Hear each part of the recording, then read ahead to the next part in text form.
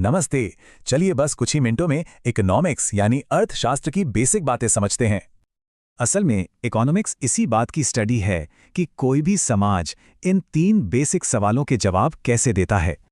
हमारी ज़रूरतें तो बहुत हैं पर रिसोर्सेज लिमिटेड हैं। इसी बैलेंस का नाम इकोनॉमिक्स है।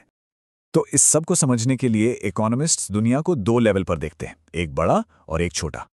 एक है मैक्रो इकोनॉमिक्स जो बड़ी पिक्चर देखती है और दूसरी है माइक्रो इकोनॉमिक्स जो छोटी छोटी चीज़ों पर फोकस करती है।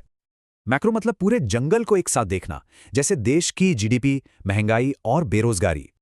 और माइक्रो मतलब उस जंगल के किसी एक पेड़ को देखना, जैसे एक परिवार का बजट या कंपनी की प्राइसिंग। अच्छा, तो समाज उन 3 सवालों के जवाब देने के लिए नियम कैसे बनाते हैं? वो अपनाते हैं एक इकोनॉमिक सिस्टम। एडम स्मिथ का इनविजिबल हैंड का आइडिया कैपिटलिज्म यानी पूंजीवाद की नींव है। मजे की बात यह है कि हर सिस्टम इन चीज़ों को अपने अपने तरीके से बैलेंस करता है। आजकल लगभग हर देश मिक्स्ड इकोनॉमी ही है, जिसमें भारत और अमेरिका भी शामिल हैं। अब सवाल यह है कि ये इकोनॉमीज बनती कैसे हैं? इन्हें हम 3 मेन सेक्टर्स में बांट सकते हैं। इसे एक चेन की तरह समझिए, प्राइमरी, सेकेंडरी और टर्शरी। एकदम बेसिक से शुरू होता है। प्राइमरी सेक्टर मतलब एकदम फाउंडेशन जो सीधे जमीन से जुड़ा है, जैसे खेती या माइनिंग।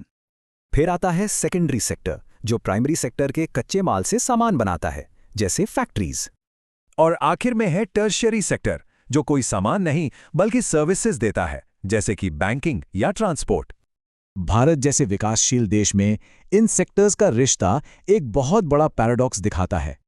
देखिए, भारत की आधी से ज्यादा लेबर फोर्स प्राइमरी सेक्टर यानी खेती किसानी में लगी है। लेकिन देश की जीडीपी में आधे से ज्यादा हिस्सा टर्शियरी यानी सर्विस सेक्टर का है। कमाल है हाँ? इसका मतलब ज्यादातर लोग उस सेक्टर में हैं जिसका इकोनॉमी में योगदान सबसे कम है। जॉन रॉबिन्सन का यह कहना बिल्कुल सही है। इकोनॉमिक्स के बेसिक्स जानना इसीलिए जरूरी है। तो सवाल ये उठता है कि कोई देश काम करने वालों और वैल्यू क्रिएशन के इस गैप को कैसे भरेगा?